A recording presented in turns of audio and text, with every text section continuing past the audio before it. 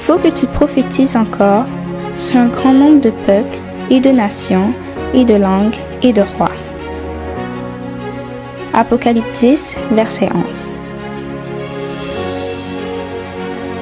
ASJH 1889 du Cap Haïtien.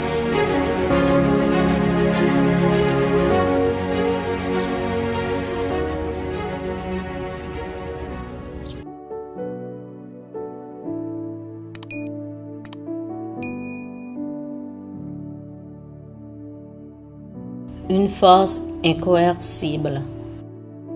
Une citation des témoignages de Sœur Ellen G. White. Matthieu 13, verset 33. Le royaume des cieux est semblable à du levain qu'une femme a pris et mis dans 3 mesures de farine, jusqu'à ce que la pâte soit toute levée.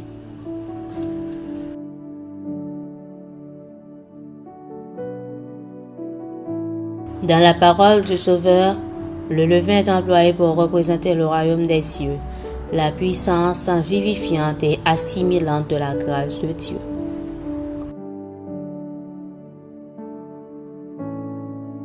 La grâce de Dieu doit être reçue par le pécheur avant qu'il soit prêt pour le royaume de gloire. Ni la culture, ni l'éducation ne réussiront à transformer un enfant du péché en un enfant du ciel. C'est de Dieu que doit venir cette puissance transformatrice. Le levain, mêlé à la pâte, agit d'une manière invisible et transforme toute la masse. Il en est de même du levain de la vérité. Il opère en secret, dans le silence, sous l'influence de la grâce de Dieu et transforme la vie.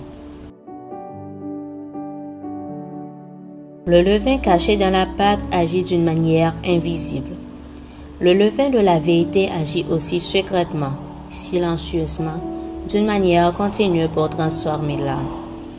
Les penchants naturels sont tempérés puis subjugués, et de nouvelles pensées, de nouveaux sentiments, de nouveaux mobiles apparaissent. La vie de Jésus-Christ est le modèle à imiter. L'esprit est changé et nos facultés agissent dans de nouvelles directions. La conscience est réveillée.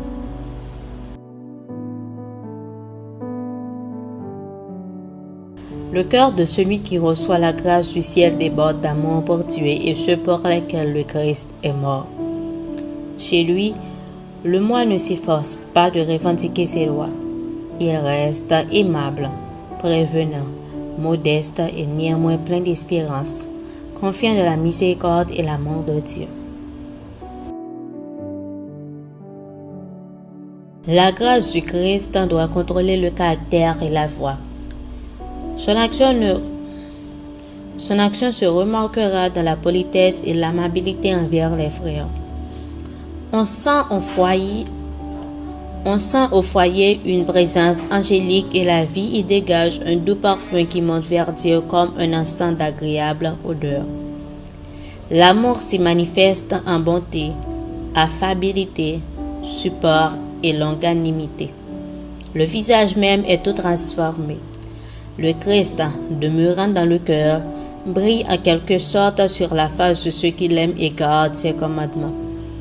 Lorsque ces changements se produisent, les anges éclatent en chants de louange, et le Père et le Fils sont remplis de joie de voir des âmes transformées à leur divine ressemblance.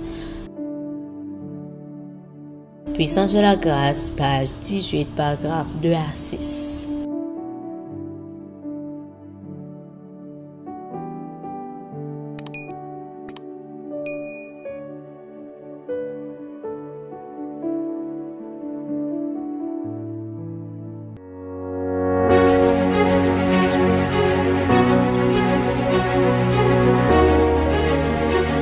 Il faut que tu prophétises encore sur un grand nombre de peuples et de nations et de langues et de rois.